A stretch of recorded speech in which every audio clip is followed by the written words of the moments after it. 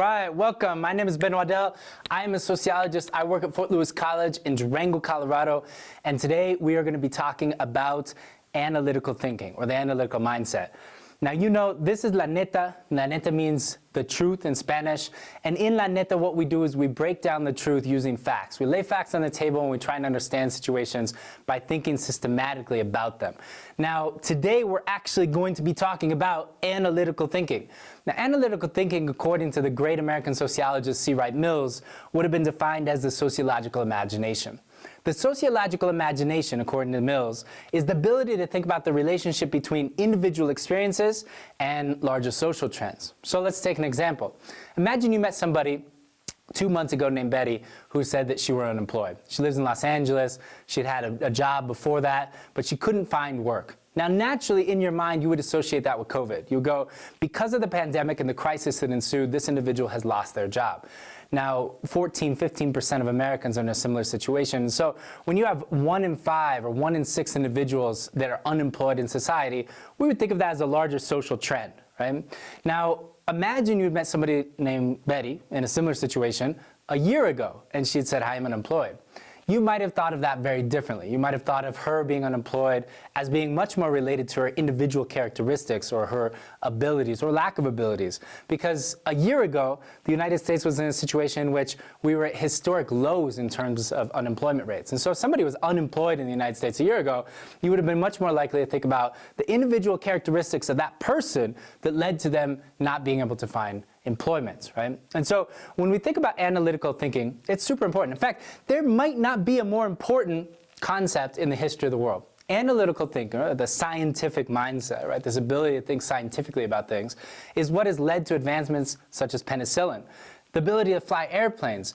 The camera that I'm using right now is dependent on trial and error and the scientific approach to thinking about the world. And beneath all of that is the analytical mindset, the sociological imagination, the ability to think about facts and how they relate to each other. So today we're going to be thinking about facts, we're going to think about how they relate to each other, and we're going to do this because it's one of the more important things that we can do. Thinking about the way in which we analyze society and how that influences public policy. Now, we're going to look at this through a case study. In this case, we're going to look at COVID-19. I got my COVID bandera here, and I've been wearing it pretty much religiously for the last 3 months. We're living through a pandemic. We're living through something very similar to what happened 100 years ago with the Spanish influenza, but we're doing it in the 21st century. We have the ability of technology, the ability for me to film right into your living room through internet connections, the ability to inform ourselves about what's going on. But despite that, one of the things that we're wrestling with, similar to what people wrestled with 100 years ago, is this basic question: is COVID-19 as deadly as the seasonal flu? Or is it perhaps more deadly, right? Much of our judgment since March of 2020 has been based on this idea or this notion that COVID-19 is much more deadly than the seasonal flu. 100 years ago, people were dealing with the same thing. Is this the normal seasonal flu and we're just blowing this out of proportion? Or is this something much worse? As it turns out, it was much worse. And as it turns out, it seems COVID-19 might be much worse as well. But in order to understand this basic question, we have to think about the facts. So let's jump into some of these basic facts as they relate to COVID-19. All right, so there are a few different ways in which we can go about studying society systematically. We can use quantitative analysis that uses numbers to quantify individuals and society through categories, or we can use qualitative analysis. And qualitative analysis uses interviews and observations and getting close to people to listen to the stories of individuals and think about how those stories help us better understand society. And of course, we can use these two things together, which is the most powerful form of analytical thinking, which we refer to as mixed methods. So when we use qualitative and quantitative research alongside each other, what we're really doing is using a mixed methods approach. So today, to get a better sense of how this works, how this analytical mindset plays out in reality, what I'd like to do is take a case study. And I'd like to look at the case study of COVID-19. Now, whenever we look at a study, whenever we do a study, or wherever we think about systematically analyzing society, what we have to do is start off with a question. So the question that I want to pose today is a simple question. Is COVID-19 more deadly than the seasonal flu? And that's the basic question that we'll be playing with for the rest of this episode. Is COVID-19 more deadly than the seasonal flu? So there's a few places we can start off with this, but the place that I think it makes most sense to start off with is the consequences of this question. Now, when we think about COVID-19 and we think about the world being shut down in March of 2020, we have to think of the consequences. The consequences of stopping the world economy have been drastic. Unemployment rates went through the roof. The stock market initially crashed in a way that hasn't crashed since 1929. Millions and millions of people in the United States, the European Union, other parts of the world were left unemployed. And in regions of the world where formal employment is less frequent and informal economies reign, literally people were left without food on the table. So there are drastic consequences to shutting down the world economy. Now, the upside, the benefit, the reason that politicians came together and decided to shut down the world economy was because of the one benefit, the benefit that seems to speak for itself. That is, shutting down the world economy was going to create social distancing and save potentially millions of lives. But that brings us back to the question, how deadly is COVID-19? Answering this question is important because it informs the type of policy that we take moving forward. The policy that was made in the spring of 2020 was to shut down the world economy. What we do going forward depends very much on the answer to this simple question. So let's start off with some of the numbers. If we look at the CDC, one of the things that we learn is, and we have good numbers for this over time, we learned that the seasonal flu kills people on average about 0.1%. So that means for every million people that contract or come into contact with the seasonal flu and get the seasonal flu, for every million individuals, about 1,000 people die. That's the kill rate or the death rate, the mortality rate of the seasonal flu. Now let's look at COVID-19. So as of June 29, 2020, over 10.1 million people had contracted COVID-19, and over 500,000 people have died. That's our 5% kill rate. Now, what that means is that the kill rate, the difference between the number of people that die who get COVID-19 and the number of people that die who get the seasonal flu, the distance between those two, the gap, is about 49,000 bodies. 49,000 more people die for every million people that get COVID-19 than do from the seasonal flu. So for every 1 million people, about 50,000 people die that get COVID-19. But when we think about the potential consequences of COVID-19, we have to think of the world population. There are 7.8 billion people in the world today, 7.8 billion people in the world today. And so if 7.8 billion people were to get COVID-19, 390 million people would die at the current rates at which COVID is killing people. That helps us understand just how quickly COVID-19 has been killing people around the world. It also helps us understand the drastic decision to shut down the world economy in the spring of 2020. Okay, so now we have a little bit of an idea of how COVID-19 works in terms of killing individuals compared to the seasonal flu. All right, we could stop there, but as social scientists, we want to know more, so let's dig in. Now, to begin systematically analyzing something, we need to think about some basic tools that we have at our disposal. The first is the way in which we think about the things we want to measure. So we have dependent variables, such as the mortality rate, which is what we're interested in here, and we have independent variables, such as COVID-19 or the seasonal flu. Now, there are a lot of different things that influence mortality rates. But the first thing we have to do before we think about whether COVID-19, the seasonal flu, vehicular homicides, heart attacks, whatever it is, right, the independent variables that we might be interested in using to measure mortality rates, before we think about that, we have to think about what our dependent variable actually is. We have to define it. And this is important when it comes to the scientific or analytical mindset, defining the variables or the things that we're interested in looking at or analyzing. So how do we define our dependent variable? Now, mortality rate is a fairly simple definition. The cessation of all biological function, right? That is to die. That is a mortality rate, right? And so the rate at which that takes place in a human population is the mortality rates of humans on this planet, right? And so we're going to think about that simple definition, the cessation of all bodily functions. That's our definition. Now, why is that definition important? Well, one, we want to make sure that everybody is measuring the variable that we're interested in the same way. Imagine if China, which accounts for 1/7 of the world's population, were measuring mortality rates as the near cessation of biological functions, right? So not only would you have actual mortality rates, but you'd have almost mortality rates involved in that, right? And so that would completely throw off the way in which we think about the relationship between COVID-19 and death rates in a place like China or the world, because they account for such a big part of the world's population. Now, luckily, that is not the case.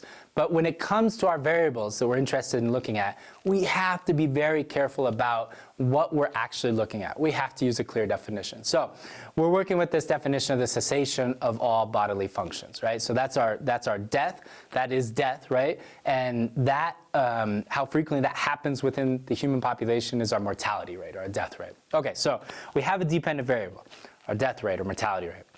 Independent variables, seasonal flu. The seasonal flu is something that the CDC, through very close analysis around the world and in places like the United States and in the European Union, is very used to tracking. There's very systematic tests that allow us fairly accurately to depict who has the seasonal flu and how frequently the seasonal flu is killing people, right? So we have a very clean measurement of the seasonal flu. Now, it gets a little stickier when we look at COVID-19. The tests that we're using to measure COVID-19 have only been developed in recent months. And so we're using tests that have not been tried over time.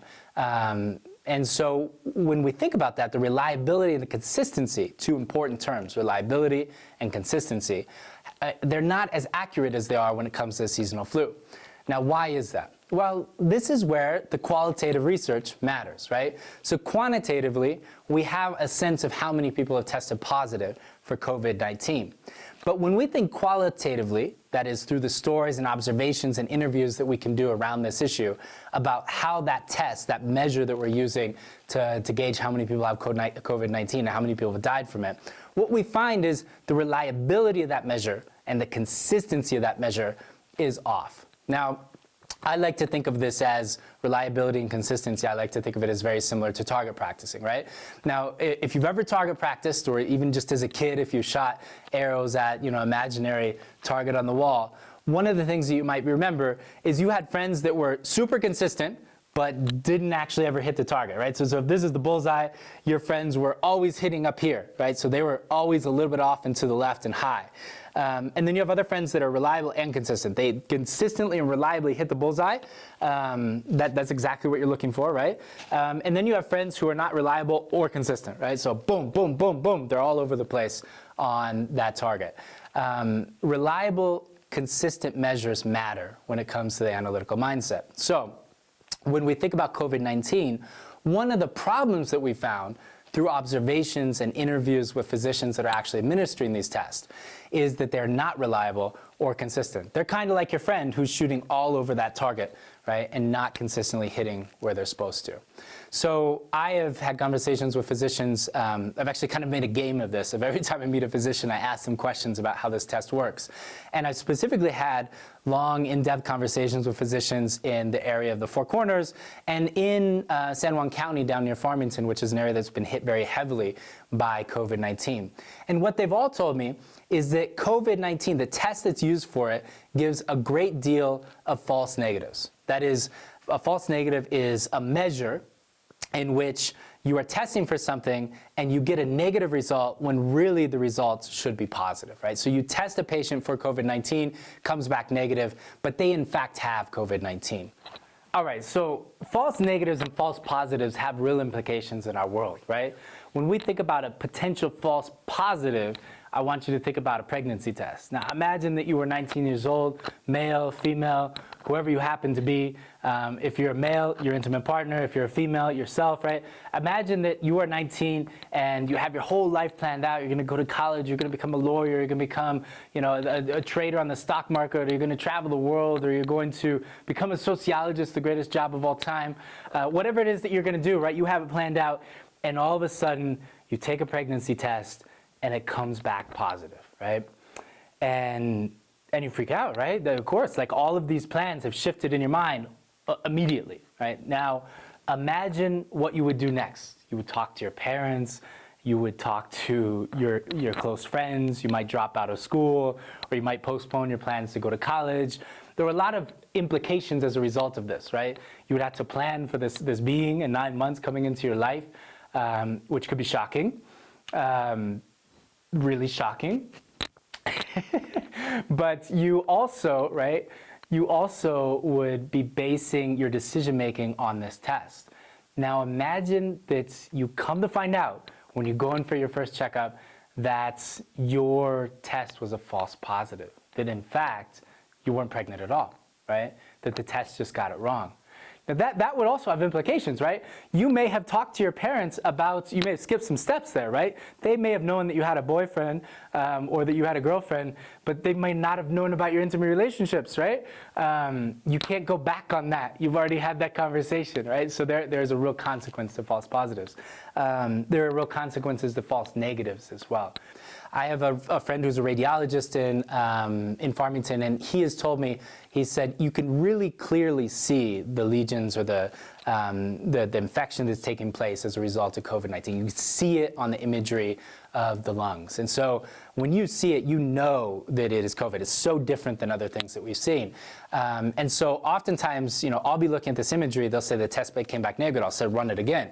And they'll run it again, it'll come back positive. Sometimes I have to run it 3 times before it comes back positive. And sometimes it will not come back positive, but we will diagnose that individual as having COVID-19 because of what we're seeing in their lungs. And so what's happening here as a result of this is we're getting these false negatives that are underreporting the cases of COVID, right? So that means that there are many more cases of COVID actually taking place than what we're gauging through these tests. And of course, there are many people that just aren't getting tested that also have it. So the number of people with COVID is likely much higher than what we actually have measures for. Now, there's something else. This could have 2 results, right? One result is, as a result of false negatives, what's happening is it's as if it's making it look as if we have a higher kill rate than there actually is, right? That's one possible outcome as a result of this, right? So false negatives could give us this impression that many people are getting killed because we're clearly getting measures for people who have been killed by COVID-19, but there are many other people that are affected by COVID-19 and just go on to survive and they're fine. And so if we were to add them in there, the kill rate would actually go down and maybe closer to the seasonal flu. But there's another possible outcome, which is false negatives are taking place, and we're not only mismeasuring who has COVID-19, but we're not even doing a good job of measuring who dies of COVID-19. Now, in the United States, this is, we might be a little more accurate in terms of, measuring who gets it and who dies as a result of it because there's more availability of testing. But I'm also close to physicians in Mexico and Nicaragua and other developing countries. And one of the things that physicians in Mexico have told me is, one, there's not enough testing. There's simply a lack, there's a dearth of testing across the nation. There are false negatives, but they don't have the imaging capacity, the technology, like my friend, the radiologist in Farmington, they don't have that same technology on hand in most of their hospitals. So even when somebody has it, they're not seeing it.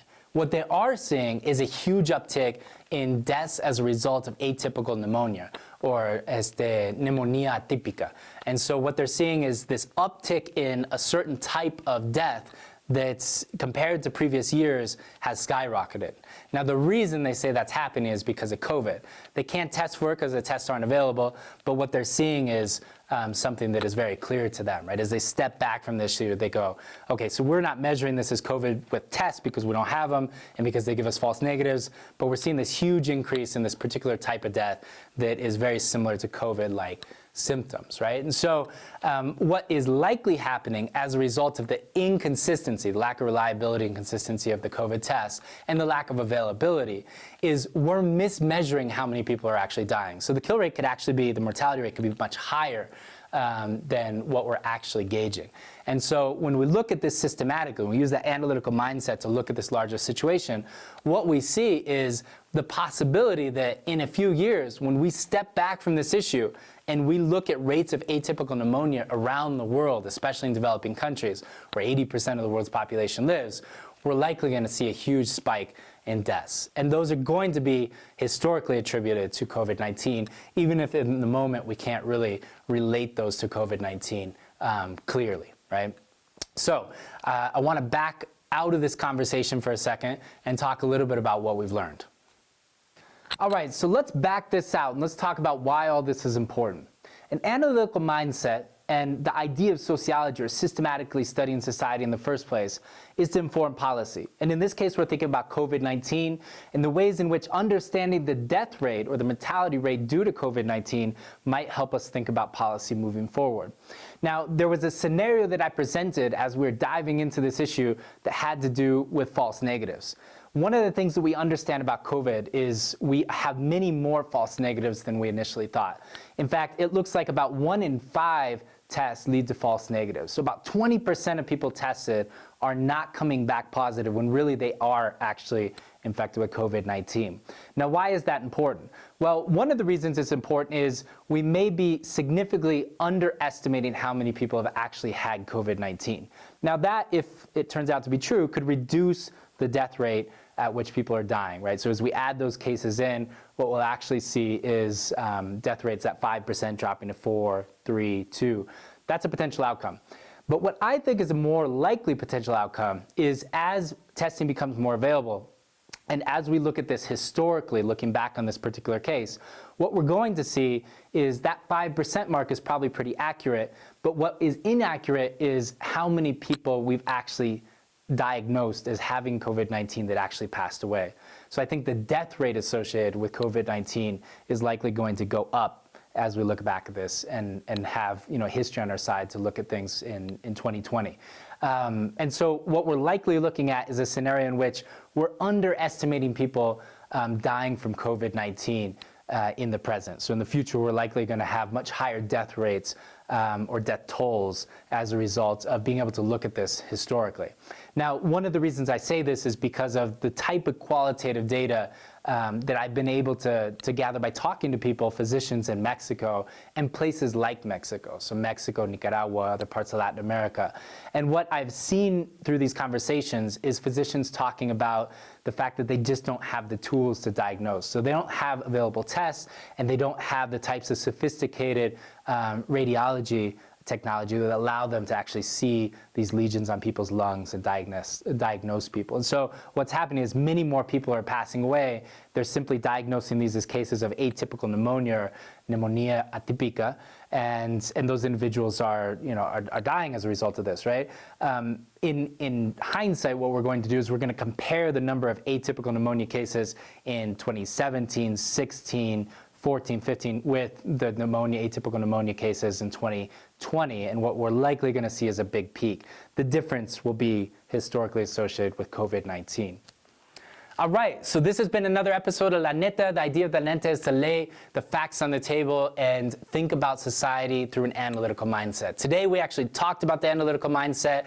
What we learned is that in order to truly understand social issues, we have to come at them from multiple angles. We have to think about them quantitatively, qualitatively, and through those mixed methods, try and understand society as best we can as a means of informing policy. And in doing that, we can improve the world progressively that we live in. So stay woke, stay analytical, and tune in for another episode. Thanks.